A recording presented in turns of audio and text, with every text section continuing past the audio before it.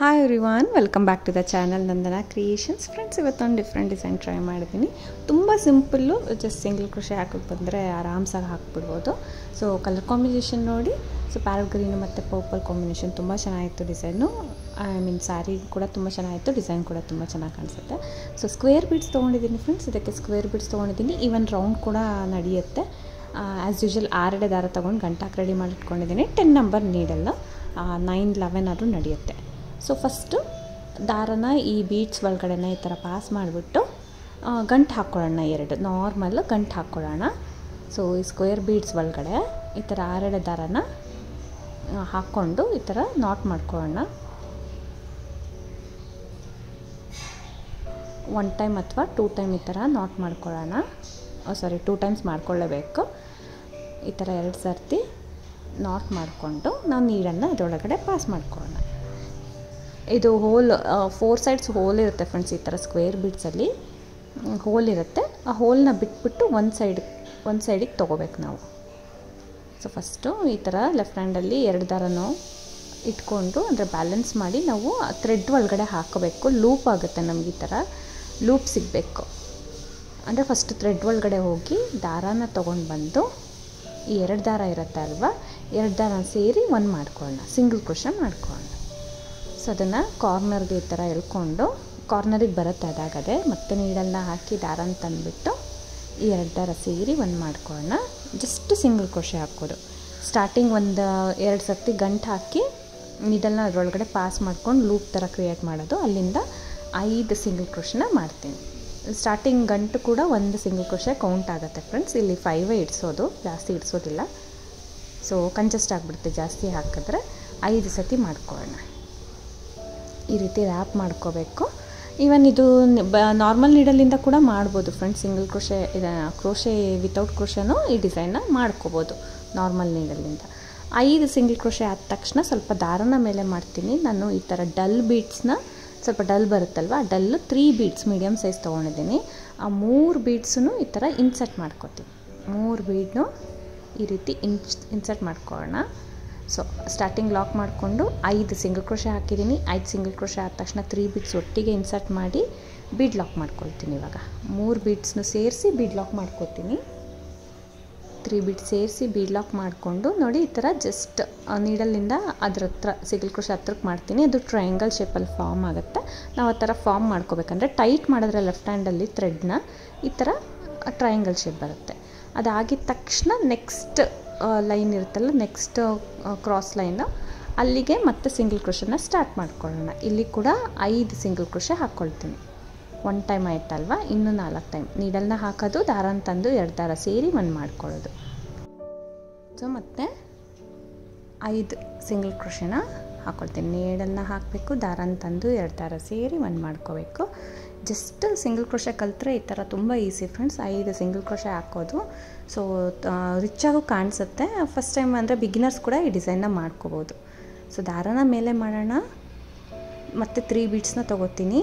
So 5 single crochet ಹಾಕಿದ್ದೀನಲ್ವ, ದಾರನ ಸ್ವಲ್ಪ ಮೇಲೆ ಮಾಡಿಬಿಟ್ಟು ಇವಾಗ ಮತ್ತೆ 3 ಬೀಡ್ಸ್ನ ತೊಗೊಂಡು ಇನ್ಸರ್ಟ್ ಮಾಡ್ತೀನಿ. ಸೊ ಮೀಡಿಯಮ್ ಸೈಜ್ ತೊಗೊತಾ ಇದ್ದೀನಿ ಫ್ರೆಂಡ್ಸ್. ಬೇಕಂದರೆ ಇದು ಸ್ವಲ್ಪ ಬಿಗ್ ಆಯ್ತು ಅಂದರೆ ನೀವು ಸ್ಮಾಲ್ ಸೈಜ್ ಕೂಡ ತೊಗೋಬೋದು. ಅಂದರೆ 2 mm ಕೂಡ ತೊಗೋಬೋದು, 3 ಕೂಡ ತೊಗೋಬೋದು. ಇದು 4. ಸೊ ಈ ಥರ ಲಾಕ್ ಮಾಡಿಬಿಟ್ಟು ಲೆಫ್ಟ್ ಹ್ಯಾಂಡ್ ದಾರನ ಸ್ವಲ್ಪ ಎಳ್ಕೊಳ್ತೀನಿ. ನೀಡಲ್ನ ಪಾಸ್ ಮಾಡೋಕ್ಕೆ ಟ್ರೈ ಮಾಡ್ತೀನಿ. ಅದು ಟ್ರಯಾಂಗಲ್ ಶೇಪ್ ಫಾರ್ಮ್ ಆಗುತ್ತೆ. ಮತ್ತು ನೆಕ್ಸ್ಟ್ ಲೈನು ಬಾರ್ಡರ್ ಲೈನ್ನ ನಾವು ಫಿಲ್ ಮಾಡ್ಕೊಳ್ಳೋಣ. ಇಲ್ಲಿ ಕೂಡ 5 ಸಿಂಗಲ್ ಕ್ರೋಶೆ ಫಿಲ್ ಮಾಡ್ಕೋಬೇಕು. ತುಂಬ ಈಸಿ ಇದೆ ಡಿಸೈನು, ಬೇಗ ಆಗೋಗುತ್ತೆ.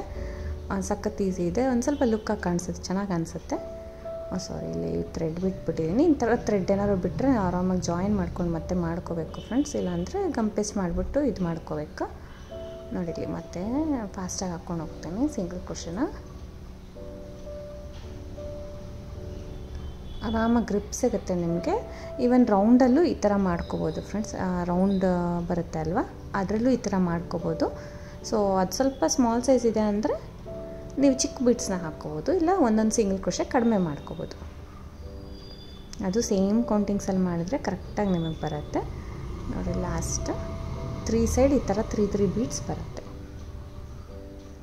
ಇಲ್ಲಾಂದರೆ 3 ಬೀಡ್ಸ್ ಇಷ್ಟ ಇಲ್ಲ ಅಂದರೆ 1 ಬೀಡಾದರೂ ಹಾಕ್ಕೋಬೋದು, ಇಲ್ಲ ಕ್ರಿಸ್ಟಲ್ ಟ್ರೈ ಮಾಡ್ಕೋಬೋದು. ಈ ಥರ ಕಾರ್ನರ್ಸಲ್ಲಿ ಸ್ಕ್ವೇರ್ ಬೀಡಲ್ಲಿ ಯಾವ ಥರ ಬೀಡ್ಸ್ ಬೇಕಂದ್ರೂ ನೀವು ಇನ್ಸರ್ಟ್ ಮಾಡ್ಕೋಬೋದು, ಇದೇ ಥರ ಅಂತಲ್ಲ. ಸೊ ಇದು ಸ್ವಲ್ಪ ಲುಕ್ಕಾಗಿ ಕಾಣಿಸುತ್ತೆ. 3 ಬೀಡ್ಸು ಟ್ರಯಾಂಗಲ್ ಶೇಪಲ್ಲಿ ಬರುತ್ತೆ ಅಲ್ವಾ ಕಾರ್ನರಲ್ಲಿ, ಚೆನ್ನಾಗಿ ಅನಿಸುತ್ತೆ. ಬೇಕಂದರೆ ಈ ಸ್ಕ್ವೇರ್ ಬೀಡ್ ನಾವು ಸ್ಟಿಚ್ ಮಾಡ್ತೀವಿ ಅಲ್ಲ, ಅಲ್ಲಿ ಸೆಂಟ್ರಲ್ ಕೂಡ ಒಂದೊಂದು ಕುಂದನ್ ಕೂಡ ಸ್ಟಿಕ್ ಮಾಡಿದ್ರೆ ಇನ್ನೂ ಗ್ರ್ಯಾಂಡ್ ಲುಕ್ ಬರುತ್ತೆ. ಫ್ರೆಂಡ್ಸ್ ಇಲ್ಲಿ ಆಯ್ತಲ್ವ, 3 ಬೀಡ್ಸ್ ಆದಮೇಲೆ ಸಿಂಗಲ್ ಕ್ರೋಶೆ ಮಾಡ್ತಾಯಿದ್ದೀನಿ. ಇಲ್ಲಿ 6 ಟೈಮ್ಸ್ ಮಾಡ್ತೀನಿ, ಅಂದರೆ ಈ ಪೂರ್ತಿ ಕವರ್ ಆಗೋ ಥರ ರ್ಯಾಪ್ ಮಾಡ್ತೀನಿ. 5 ಅಥವಾ 6 ಮಾಡ್ಕೊಳ್ಳಿ, ಇಲ್ಲಿ ಗೊತ್ತಾಗೋದಿಲ್ಲ, ಕುಚ್ಚು ಬರುತ್ತೆ ನಮಗಿಲ್ಲಿ. ಸೊ ರ್ಯಾಪ್ ಮಾಡಿಕೊಂಡು ಒಂದು 2-3 ಚೈನ್ಸ್ ಎಕ್ಸ್ಟ್ರಾ ಹಾಕ್ಕೊಂಡು ಕಟ್ ಮಾಡಿ ಎಂಡ್ ಮಾಡ್ಕೊತೀನಿ. ಬೇಕಂದರೆ ಲೆಫ್ಟ್ ಸೈಡ್ ಇರೋ ಸಿಂಗಲ್ ಕ್ರೋಶೆ ಕನೆಕ್ಟ್ ಮಾಡ್ಬೋದು, ಇಲ್ಲಾಂದರೆ ಅಂದರೆ ಜಾಯಿನ್ ಮಾಡ್ಬೋದು, ಇಲ್ಲಾಂದರೆ ಹಾಗೆ ಈ ಥರ ಚೈನ್ಸ್ ಮಾಡಿಬಿಟ್ಟು ಟೈಟ್ ಮಾಡಿಬಿಡ್ತೀನಿ. ಮಾಡಿಕೊಂಡು ಇದೆರಡು ಈ ಥರ ಜಸ್ಟ್ ಈ ಥರ ಇಟ್ಕೊಳ್ತೀನಿ, ಟ್ವಿಸ್ಟ್ ಮಾಡ್ತೀನಿ. ಇಲ್ಲ ಅಲ್ಲಿ ಕುಚ್ಚು ಬರುತ್ತೆ ಫ್ರೆಂಡ್ಸ್, ಆರಾಮಾಗೆ ಅದು ಇನ್ಸರ್ಟ್ ಆಗೋಗುತ್ತೆ, ಅಂದರೆ ಒಳಗಡೆ ಹೊಟ್ಟೋಗುತ್ತೆ. ಈ ರೀತಿ ಡಿಸೈನ್ ಬಂದಿದೆ ನೋಡಿ, ಈ ಥರ ಟ್ವಿಸ್ಟ್ ಮಾಡಿದ್ದೀನಿ. ಇಲ್ಲಿ ಕುಚ್ಚು ಕಟ್ಕೊಳ್ಳೋದು ಫ್ರೆಂಡ್ಸ್. ಇದನ್ನು ಸಾರಿಗೆ ಸ್ಟಿಚ್ ಮಾಡಿ ಆದರೂ ಕುಚ್ಚು ಕಟ್ಕೋಬೋದು, ಇಲ್ಲ ಕುಚ್ಚು ಕಟ್ಬಿಟ್ಟಾದ್ರೂ ಲಾಸ್ಟಲ್ಲಿ ಸ್ಟಿಚ್ ಮಾಡ್ಕೋಬೋದು. ಫಸ್ಟ್ ಈ ಥರ ನಾನು ರೆಡಿ ಮಾಡಿಟ್ಕೊಳ್ತೀನಿ. ಸೊ ಆಮೇಲೆ ಒಂದೊಂದೇ ಕುಚ್ಚು ಕೊಡ್ತೀನಿ, ಇಲ್ಲಾಂದರೆ ಈ ಥರ ಫಸ್ಟು ರೆಡಿ ಆದ ತಕ್ಷಣ ಕುಚ್ಚು ಕಟ್ಬಿಟ್ಟು ಸೈಡಿಗೆ ಎತ್ತಿಡ್ಬೋದು. ಒಟ್ಟು ಓವರಾಲ್ ನಿಮಗೆ 20 to 25 ಅಷ್ಟು ನಮಗೆ ಸಾರಿ ಪೂರ್ತಿ ಇಡಿಸುತ್ತೆ ನೋಡಿ. ಈ ಥರ ಕುಚ್ಚನ್ನ ಅಂದರೆ ಸಿಲ್ಕ್ ಥ್ರೆಡ್ನ ಸುತ್ತಿಟ್ಕೊಂಡಿದ್ದೀನಿ, 137 ದಾರ ಸುತ್ತಿಟ್ಟು ನಾಟ್ ಮಾಡಿದ್ದೀನಿ ಫ್ರೆಂಡ್ಸ್. ಗಮ್ ಟಿಪ್ ಆದರೂ ಮಾಡ್ಕೋಬೋದು. ಸೊ ಫಸ್ಟು ಈ ಥರ ಜಸ್ಟ್ ಈ ಥರ ಹಾಕಿ ಎಳ್ಕೊಳ್ತೀನಿ. ಕುಚ್ಚಿಗೆ ಎಷ್ಟು ಉದ್ದ ಬೇಕೋ ಅಷ್ಟು ಉದ್ದ ನನ್ನ ಫ್ರಂಟ್ ಸೈಡಲ್ಲಿ ಬಿಟ್ಬಿಟ್ಟು ನೋಡಿ ನೀಟಾಗಿ ಹೋಲ್ಡ್ ಮಾಡಿಕೊಂಡು ನಾರ್ಮಲ್ ನಾವು ಈ ಹೂವೆಲ್ಲ ಕಟ್ಟಲು ಆ ಥರ ಆರಾಮಾಗಿ ಕಟ್ಕೊಳ್ತೀನಿ. ಇದು ಈಸಿ ಆಗುತ್ತೆ. ಸಾರಿಗೆ ಸ್ಟಿಚ್ ಮಾಡಿ ಅದನ್ನು ಮತ್ತೆ ಹಾಸ್ಕೊಂಡು ಕೂಡ ಕುಚ್ಚು ಕಟ್ಕೋಬೋದು.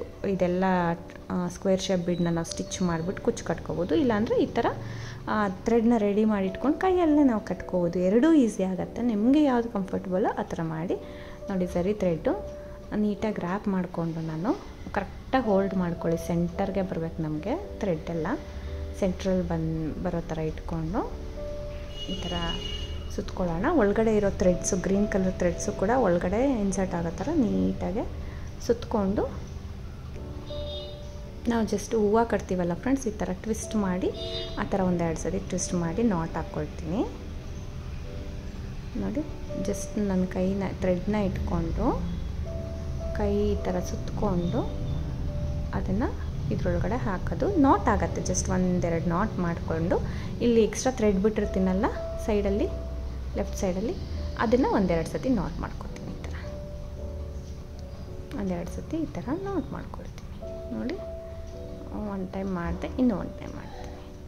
ಸೊ ಮಾಡಿಬಿಟ್ಟು ಕಟ್ ಮಾಡ್ಕೊಳ್ಳೋದು. ಎಷ್ಟು ಲೆಂತ್ ಬೇಕೋ ನಿಮಗೆ ಅಷ್ಟು ಲೆಂತಿಗೆ, ಆಲ್ಮೋಸ್ಟ್ ಒಂದೇ ಸಮ ಲೆಂತ್ ಇದ್ದರೆ ಚೆನ್ನಾಗಿ ಕಾಣಿಸುತ್ತೆ.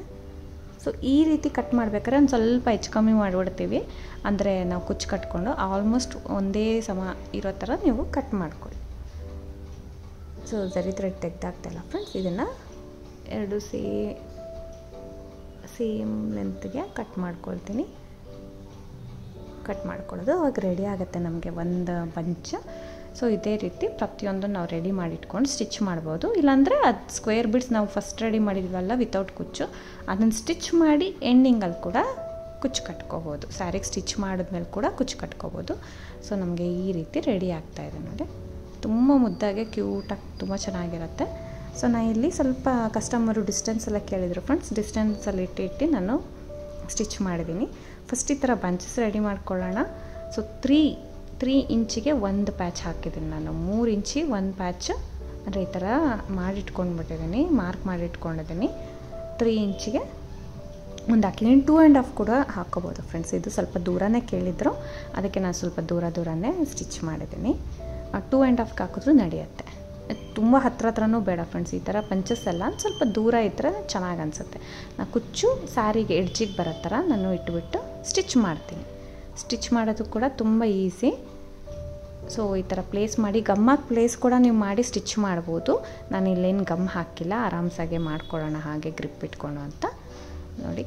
ಕೆಳಗಡೆ ಸ್ಯಾರಿನ ತೊಗೊಂಡು ಸೇಮ್ ಪಲ್ಲು ಯಾವ ಕಲರ್ ಇದೆ ಆ ಕಲರ್ ಕಾಟನ್ ಥ್ರೆಡ್ ತೊಗೊಂಡಿದ್ದೀನಿ, 2 ಎಳೆ ಹಾಕ್ಕೊಂಡು ಸೊ ಕಾರ್ನರಿಂದ ಹಿಂದೆ ನಾಟ್ ಬರೋ ಥರ ಸ್ಟಿಚ್ ಮಾಡ್ಕೊಂಡು ಹೋಗ್ತೀನಿ. ನಿಮಗೆ ಸ್ವಲ್ಪ ಆ ಕಡೆ ಈ ಕಡೆ ಬ್ಯಾಲೆನ್ಸ್ ಸಿಗ್ತಾಯಿಲ್ಲ, ಈ ಥರ ತಂಬಲ್ಲಿ ಇಟ್ಕೊಂಡು ನಾನು ಸ್ಟಿಚ್ ಮಾಡೋಕ್ಕೆ ಅಂದರೆ ಒಂದೇ ಒಂದು ಪಾಯಿಂಟು ಎಲ್ಲೆಲ್ಲಿ ಥ್ರೆಡ್ ಇದೆ ಅಲ್ಲಲ್ಲಿ ಪಾಯಿಂಟಿಗೆ ಗಮ್ ಹಾಕಿ ಫಸ್ಟ್ ಪೇಸ್ಟ್ ಮಾಡ್ಕೊಬಿಡಿ. ಒಂದು 10 ಮಿನಿಟ್ಸ್ ಬಿಟ್ಟರೆ ಅದೆಲ್ಲ ಸ್ಟಿಕ್ ಆಗಿಬಿಡುತ್ತೆ. ಸ್ಟಿಕ್ ಆದಮೇಲೆ ನಿಮಗೆ ತುಂಬ ಈಸಿ ಸ್ಟಿಚ್ ಮಾಡೋದಕ್ಕೆ. ಆ ಥರ ಕೂಡ ಮಾಡ್ಕೋಬೋದು. ನಾನು ಇಲ್ಲಿ ಏನು ಪೇಸ್ಟ್ ಮಾಡಿಲ್ಲ, ಡೈರೆಕ್ಟಾಗಿ ಸ್ಟಿಚ್ ಮಾಡ್ತಾಯಿದ್ದೀನಿ. ಎಲ್ಲಿಗೆ ಬರುತ್ತೆ ಅಂತ ಚೆಕ್ ಮಾಡಿಕೊಂಡು ನೀಟಾಗಿ ಬೀಡ್ ಒಳಗಡೆನೂ ಕೂಡ ತೊಗೊಂಡು ಸ್ಟಿಚ್ ಮಾಡ್ತೀನಿ. ಸೊ ಒಂದು ಸೈಡ್ ಥ್ರೆಡ್ಡಿಗೆ ಮಾಡ್ತೀನಿ, ಒಂದು ಟೈಮು ಬೀಡಿಗೆ ಮಾಡ್ತೀನಿ. ಸೊ ಅಷ್ಟೇ ಸಾಕಾಗುತ್ತೆ ಫ್ರೆಂಡ್ಸ್, ಸೆಕ್ಯೂರ್ ಆಗಿರುತ್ತೆ, ಅದೇನು ಬಿಚ್ಕೊಂಡು ಬರೋದಿಲ್ಲ. ಸೊ ಕಟ್ ಕೂಡ ಆಗೋದಿಲ್ಲ. ಸೊ ಭಯ ಬೇಡ. ಇನ್ ಕೇಸ್ ಇನ್ನೂ ಸೆಕ್ಯೂರ್ ಬೇಕಂದರೆ ನಾನು ಹೇಳ್ದೆ ಅಲ್ಲ, ಗಮ್ ಪೇಸ್ಟ್ ಮಾಡಿ ಕೂಡ ನೀವು ಸ್ಟಿಕ್ ಮಾಡಿ ಸ್ಟಿಚ್ ಮಾಡ್ಬೋದು. ನೋಡಿ ಜಸ್ಟ್ ಆ ಕ್ರಾಸ್ ಲೈನಿಗೆ ಆ ಸ್ಲ್ಯಾಂಟ್ ಲೈನಿಗೆ ಕೂಡ ನಾನು ಒನ್ ಟೈಮ್ ಮಾಡ್ಕೊಳ್ತೀನಿ ಈ ಥರ. ಅದು ಥ್ರೆಡ್ ಕಾಣಿಸ್ತಿರೋ ಥರ ಹತ್ರನೇ ಹಾಕ್ಕೊಳ್ಳಿ, ಥ್ರೆಡ್ ಕಾಣಿಸೋದಿಲ್ಲ. ಯಾಕಂದರೆ ಕಲರ್ ಚೇಂಜ್ ಇರುತ್ತಲ್ವ, ಪರ್ಪಲ್ ಕಲರ್ ತೊಗೊಂಡಿದ್ದೀನಿ, ಸಾರಿ ಕಲರು, ಪಲ್ಲು ಕಲರು, ಅದಕ್ಕೋಸ್ಕರ. ಇದು ಪ್ಯಾರಡ್ ಗ್ರೀನ್ ಇದೆ ಅಲ್ವಾ, ಆ ಥ್ರೆಡ್ ಕಾಣಿಸ್ತೀರ ನೀವು ಸ್ಟಿಚ್ ಮಾಡ್ಕೊಳ್ಳಿ. ಈ ಕಡೆ ಎಳ್ಕೊಂಡು ಬೀಡ್ ಒಳಗಡೆ ನೀಡಲ್ನ ಪಾಸ್ ಮಾಡ್ಕೊಳ್ತೀನಿ. ಪಾಸ್ ಮಾಡಿಕೊಂಡು ಬೀಡ್ ಒಳಗಡೆಯಿಂದ ಈ ರೀತಿ ಫುಲ್ ಇದೇ ಥರ ಸ್ಟಿಚ್ ಮಾಡ್ಕೊಂಡು ಬರಬೇಕು ಫ್ರೆಂಡ್ಸ್. ಈ ಸೈಡ್ ಕೂಡ ಲೆಫ್ಟ್ ಸೈಡ್ ಕೂಡ ಇದೇ ರೀತಿ ಮಾಡ್ಕೊಂಡು ಹೋಗೋಣ. ಥ್ರೆಡ್ಡನ್ನು ಸೇರಿಸಿ ನಾರ್ಮಲಾಗೆ ಸ್ಟಿಚ್ ಮಾಡ್ಕೊಂಡು ಜಸ್ಟ್ ಕಾಣಿಸ್ತಿರೋ ಥರ ಮಾಡಬೇಕು. ಸೊ ಬೀಡ್ಸ್ ಅಂದರೆ ಕಾರ್ನರ್ ಬೀಡ್ ಅಂದರೆ ಟ್ರಯಾಂಗಲ್ ಶೇಪಲ್ಲಿ ಮೇಲಿರೋ ಬೀಡನ್ನ ಮಾತ್ರ ನಾನು ಸ್ಟಿಚ್ ಮಾಡ್ಕೊಳ್ತಾ ಇದ್ದೀನಿ, ಸ್ವಲ್ಪ ಸೆಕ್ಯೂರ್ ಆಗಿರಲಿ ಅಂತ. ಲಾಸ್ಟ್ ಈ ಸೈಡ್ ಮಾಡಿಬಿಟ್ಟು ಹಿಂದಗಡೆ ಎಮ್ಮಿಂಗಿಗೆ ನಾಟ್ಗಳು ಹಾಕ್ಕೊಳ್ಳೋಣ ಫ್ರೆಂಡ್ಸ್. ಲಾಸ್ಟಲ್ಲಿ ಈ ಥರ ಮಾಡಿಕೊಂಡು ಹಿಂದಗಡೆ ಎಮ್ಮಿಂಗಿಗೆ ನಾವು ಎಮ್ಮಿಂಗ್ ಅಂತಲೇ ಜಿಗ್ಜ್ಯಾಗ್ಗೆ ಸ್ಟಿಚ್ ಮಾಡ್ಕೊಂಬಿಡೋಣ.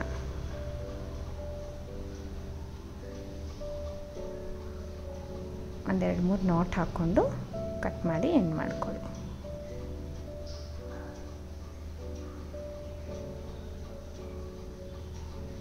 ಸೊ ಇದು ಬೇಕಂದರೆ ಈ ನಾಟ್ಸಿಗೆ ನಾವು ಗಮ್ ಪೇಸ್ಟ್ ಮಾಡಿದ್ರೆ ಇನ್ನೂ ಸೆಕ್ಯೂರಾಗಿ ನೀಟಾಗಿ ಕುತ್ಕೊಳ್ಳುತ್ತೆ. ಈ ರೀತಿ ಕಾಣಿಸ್ತಾ ಇದೆ. ಸೊ ಈ ರೀತಿ ಪ್ರತಿಯೊಂದನ್ನು ನಾವು ಸ್ಟಿಚ್ ಮಾಡಿಕೊಂಡು ಬಿಡೋದು ಫ್ರೆಂಡ್ಸ್. ನೀವು ಟ್ರಯಾಂಗಲ್ ಶೇಪಲ್ಲಿ ಬೀಡ್ಸ್ ನೋಡ್ತಾ ಇದ್ದೀರಲ್ಲ, ಅಲ್ಲಿ ಸೆಂಟ್ರಲ್ಲಿ ಕೂಡ ನೀವು ಕುಂದನ್ ಸ್ಟಿಕ್ ಮಾಡ್ಕೋಬೋದು. ಇಷ್ಟೇ ಡಿಸೈನ್ ತುಂಬ ಈಸಿ ಇದೆ, ತುಂಬ ಲುಕ್ಕಾಗಿ ಕಾಣಿಸುತ್ತೆ. ಈವನ್ ಬಿಗಿನರ್ಸ್ ಕೂಡ ಮಾಡ್ಕೋಬೋದು. ನೋಡಿ ಫ್ರೆಂಡ್ಸ್, ಇದು ಹೇಳ್ದೆ ಅಲ್ವಾ, ಈ ಥರ ಕೂಡ ನೀವು ಸ್ಟಿಚ್ ಮಾಡಿಬಿಟ್ಟು ಲಾಸ್ಟಿಗೆ ಒಂದೇ ಸತಿ ಕುಚ್ಚು ಕಟ್ಕೋಬೋದು.